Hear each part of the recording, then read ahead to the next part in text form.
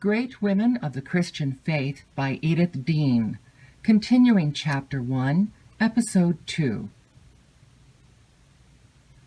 Macrina, founder of a religious community for women in the Eastern Church. She lived from 327 to 379. With her brother Gregory, one of the Church Fathers, she was a pioneer in the monastic life. She healed, prophesied, and spread the faith. Title: The Great Sister of Basil and Gregory. Macrina was reared in the land of Pontus, a strong Christian center, and one of the areas to which the first letter of Peter is written. The people of Pontus are addressed as, quote, the elect according to the foreknowledge of God the Father, through sanctification of the Spirit, unquote. Macrina's story, told by her brother Gregory, has become one of the classics of the early church. W.K. Lowther Clark, its translator, says, quote, had the story been written in the Greek of the 4th century B.C. instead of that of the 4th century A.D., it would probably have been one of the world's classics, unquote. Her family, for about a century or more, had played a leading role in Christianity.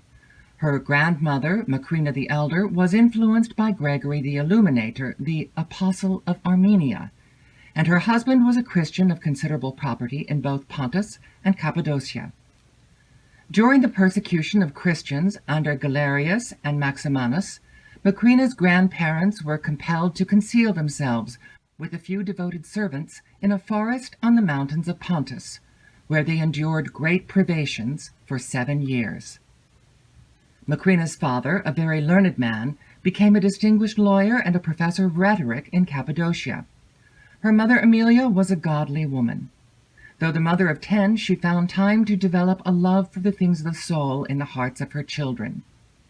She succeeded so well that 3 of them, Gregory, Peter, and Basil, became bishops, and these 3, together with their sister Macrina, were later declared saints. Amelia's home has fittingly been called a nursery of bishops and saints. Through her distinguished brothers, Macrina was in touch with the great Christian issues of her time. Her brothers, Basil the Great and Gregory, Bishop of Nicaea, became strong supporters of Orthodox Christian faith as spelled out in the Nicene Creed. After her mother's death, she helped to rear and educate her younger brother Peter, who became Bishop of Sebaste. An older brother was a distinguished jurist. In 358, Basil journeyed to Egypt to visit the religious communities which Pachomius and his sister had founded in 320 A.D., one for the men and the other for women.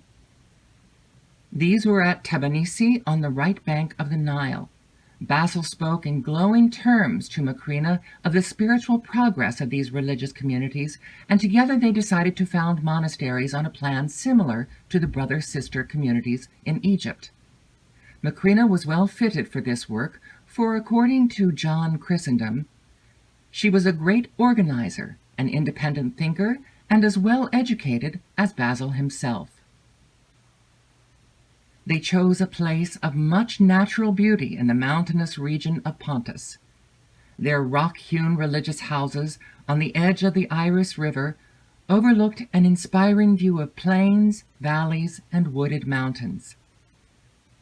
These religious houses became a community for those wholly devoted to the Christian life. Here Macrina taught other women the scriptures in which she was so well versed. Here she established a hospital described as so large that it was like a walled city or the pyramids in size. Her brother Gregory tells the story of a child brought to her with an eye disease.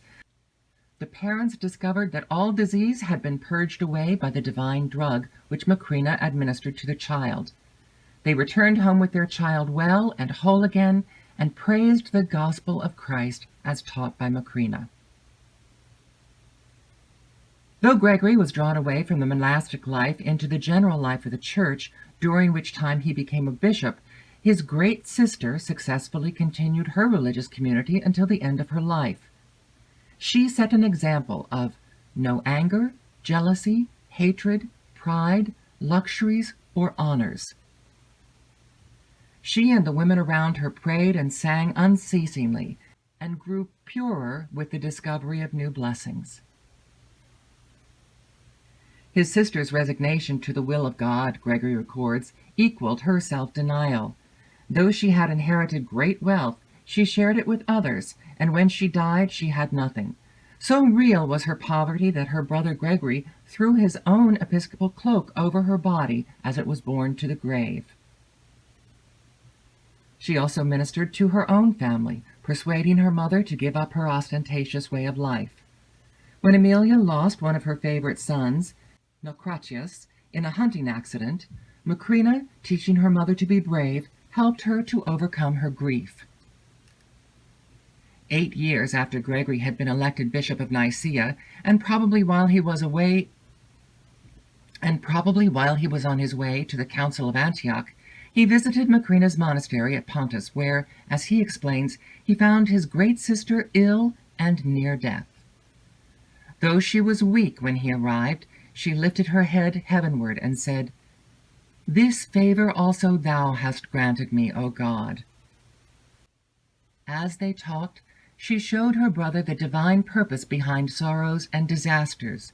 She also spoke of their parents, recalling their divine blessings. As she lay dying, she gave her brother a vision of the great role he could play in the spread of Christianity. "Churches summon you as an ally and director. Do you not see the grace of God in all this?" she asked him. "Do you fail to recognize the cause of such blessings, and that it is your parents' prayers that are lifting you up so high, and that you have little or no equipment within yourself for your success?" "So sweet were her words to my ears," continues Gregory, "that I longed that she might never cease delighting my ears with her sweetness." After their conversation, she prayed all night. Of her last hours, her brother writes, "She seemed to be hurrying towards him whom she desired, and that she might speedily be loosened from the chains of the body. Finally, she asked that her couch be turned towards the east, and whispering in a low voice, prayed, quote, "Thou, O Lord, hast freed us from fear of death. Thou hast made the end of this life the beginning to us of a true life. Thou for a season rest our bodies in sleep and wake them again. Thou givest our earth, which thou hast fashioned with thy hands, to the earth to keep in safety. One day thou wilt take again what thou hast given, transfiguring with immortality and gracing our mortal remains. Thou hast saved us from the curse and from sin, having become both for our sake. Thou hast shown us the way of resurrection, having broken the gates of hell, and how to overcome him who had the power of death, the devil. Thou hast given a sign to those that fear thee in the symbol of the Holy Cross, to destroy the adversary and save our life. O God eternal, to whom I have been attached from my mother's womb, whom my soul has loved with all its strength, to whom I have dedicated both my flesh and my soul from my youth up until now, do thou give me an angel of light to conduct me to the place of refreshment, where is the water of rest, in the bosom of the Holy Father. Thou didst break the flaming sword, and didst restore to paradise the man that was crucified with thee, and implored thy mercy. Remember me too in thy kingdom, because I too was crucified with thee, having nailed my flesh to the cross for fear of thee. And of thy judgments have I been afraid. Let not the terrible chasm separate me from thy elect, nor let the slander stand against me in the way, nor let my sin be found before thine eyes, if in anything I have sinned in word or deed or in thought, or been led astray by the weakness of our nature. O thou, who hast power on earth to forgive sins, forgive me, that I may be refreshed and may be found before thee when I put off my body, without defilement on my soul. But may my soul be received into thy hands, spotless and undefiled, as an offering before thee." End quote.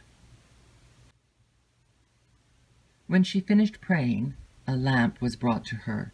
Looking towards its light, she repeated the song of praise sung in the convents at the early eventide festival of the lighting of the lamps. Two women, Bastiana, daughter of a senator, and Lampedia, a deaconess, kept a vigil during her last hours. Soon the entrance hall could not hold the stream of mourners whom she had so lovingly inspired during her long service. As her nuns kept watch through the night preceding her funeral, they sang this song: "The light of our eyes has gone out, the light that guided our souls has been taken away. The safety of our life is destroyed. The seal of immortality is removed. The bond of restraint has been taken away. The support of the weak has been broken. The healing of the sick removed. In thy presence the night became to us as day, illuminated with pure life. But now even our day will be turned to gloom.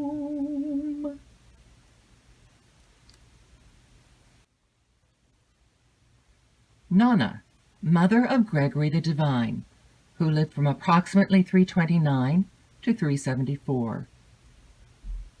A mother of rare qualities, she acknowledged but one kind of beauty, that of the soul.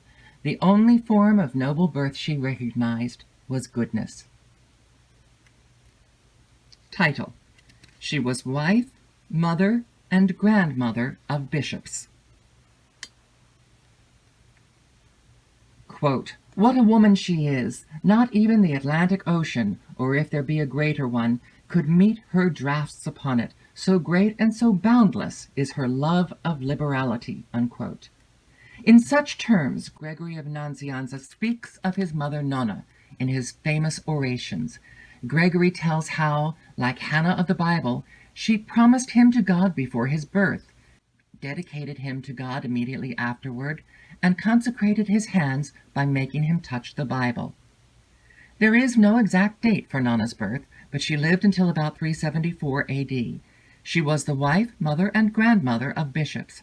Her home was in Nazianzus, which seems to have been in Cappadocia, one of the areas to which 1 Peter is addressed. Her famous son was born at Iranzus, his father's country estate, in the neighborhood of Nazianzus. Nonna, the child of Christian parents, was responsible for the conversion of Christianity of her husband, Gregory the Elder.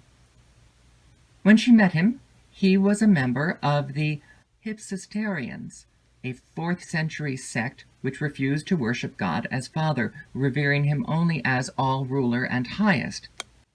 Soon after Gregory the Elder was baptized, he was consecrated Bishop of Nazianzus, an office which he held for 45 years.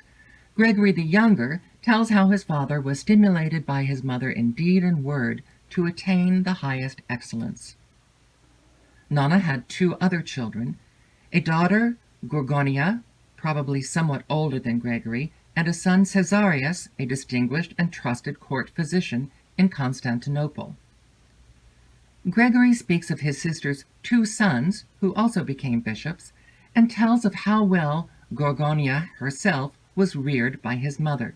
He calls her a sister, quote, "who excelled in modesty, presented herself to God as a living temple, opened her house to those who lived according to God, and who was eyes to the blind, feet to the lame, and mother to orphans." End quote.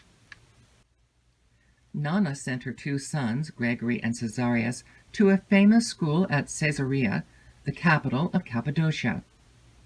Here began the friendship between Basil of Caesarea, sometimes called St. Basil the Great, and Gregory, a friendship which greatly affected the development of the theology of their age. From his school in Caesarea in Cappadocia, Gregory first went to Caesarea in Palestine, where he studied rhetoric, and then to Alexandria, where he studied theology. On one occasion, setting out from Alexandria for Athens, Gregory was all but lost in a great storm at sea. In the oration delivered at the death of his father, which is the main source of information about Nana, he tells of the part his mother played in saving him from this tempest. She learned of his danger in a vision, and she and his father soothed the waves by prayer. One of his shipmates, he declares, saw mother walk upon the sea and seize and drag the ship to land with no great exertion. We had confidence in the vision, for the sea began to grow calm, and we soon reached Rhodes. We ourselves became an offering in consequence of that peril, for we promised ourselves, if we were saved, we would give ourselves to God. He relates how his mother and father shared their wealth with others, rivaling each other in their struggle after excellence. Because his mother was such a trusty steward with money, his father entrusted to her the greater part of their bounty. Gregory compares his mother to King Hezekiah of Judah, who prayed in the midst of his sickness and was restored to health. When Nana, who had always been strong, vigorous, and free from disease, became sick and was for many days in danger, God sustained her in an unusual way, as Gregory recounts. Quote, "She thought she saw me, who was her favorite, coming up to her suddenly at night with a basket of pure white loaves, which I blessed and crossed as I was wont to do, and then fed and strengthened her, and she became stronger. Next morning, when I paid her an early visit, I saw at once that she was brighter, and when I asked, as usual, what kind of a night she had passed, and if she wished for anything, she replied, 'My child, you most readily and kindly fed me, and then you ask how I am. I am very well and at ease.'" End quote. While others have been honored and extolled for natural and artificial beauty, Gregory proclaims that his mother has acknowledged but one kind of beauty, that of the soul, and the preservation or the restoration as far as possible of the divine image. He says that the only form of noble birth she recognized was goodness, and that she applied herself to God and divine things as closely as if absolutely released from household cares, allowing neither branch of her duty to interfere with the others, but rather making each of them support the other. Reading by Dahl Russell.